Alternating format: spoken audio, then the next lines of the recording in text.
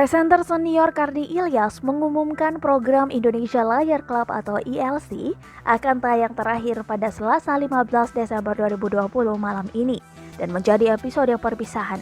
Hal itu disampaikan oleh Karni Ilyas lewat akun Twitternya @karniilyas.